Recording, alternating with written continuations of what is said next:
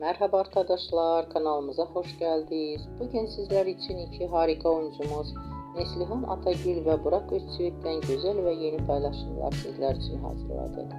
Onlar Kara Sevda dizisinde birlikte rol almış ve herkes tarafından çok beğenilmiştir.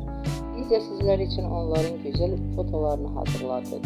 Bu videoların devamlı gelmesini istiyorsanız kanalımıza abone olup yorum yazmayı unutmayın.